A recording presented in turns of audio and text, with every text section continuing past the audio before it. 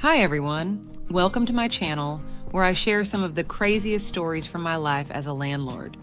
Today, I'm going to tell you a crazy story that was told to me by one of my tenants. The top floor of that high-rise was my little slice of urban misery. It was a place where humidity clung to the walls like a desperate lover, condensing into frost overnight. The insulation was non-existent, a cruel joke played by the architects. I imagined them huddled together, laughing maniacally as they designed this frozen fortress. And then the mold arrived. It crept in like a silent invader, weaving its spidery tendrils across the ceiling, down the walls, and into the corners. Black patches bloomed like malevolent flowers. I'd wake up to find my breath misting in the frigid air, the mold watching me from its damp lair. I called the management company, my voice edged with frustration. They sent someone, a hapless painter armed with a bucket of white paint. He slapped it over the mold, covering it like a bandage on a festering wound. "There," he said, wiping his hands on his jeans. "All fixed." But the mold was a resilient beast. A week later, it emerged, mocking the feeble attempt to silence it. I sighed, resigned to my fate. This was my life now, battling mold, one coat of paint at a time. When I decided to move out, the real nightmare began. The new landlord, a character straight out of a Kafka novel, accused me of breaking the lease. She claimed I owed her $4,000 for the privilege of living in her mold-infested tower. I protested, showed her the evidence, the frosty walls, the creeping blackness, but she just waved me away. "Rules are rules," she said, her eyes devoid of empathy. The same people who denied us proper insulation were now squeezing every penny out of us. They'd given us heat twice a day, as if warmth were a luxury reserved for the elite.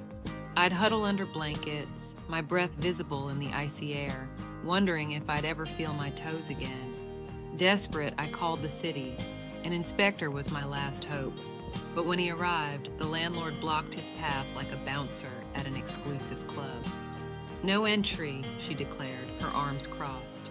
"This is private property," I pleaded, my words echoing in the sterile hallway. "Please, just check the insulation, the mold." The inspector shook his head. "Sorry, ma'am, can't do anything without access."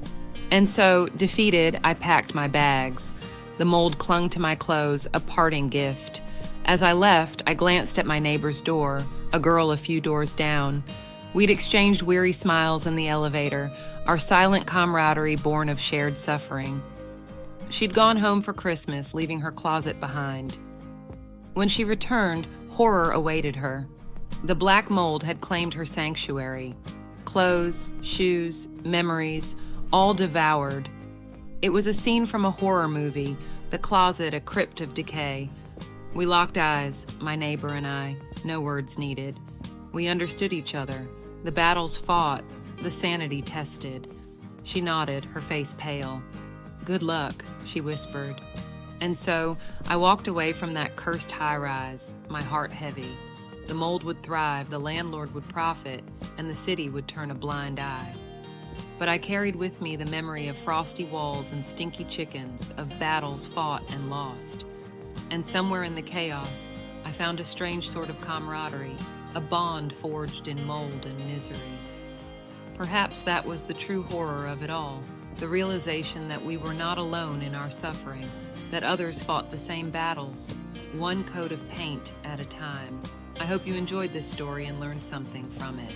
If you did, please give this video a thumbs up and subscribe to my channel for more crazy stories. And if you have any questions or comments, please leave them below. I'd love to hear from you. Thanks for watching, and I'll see you next time. Bye.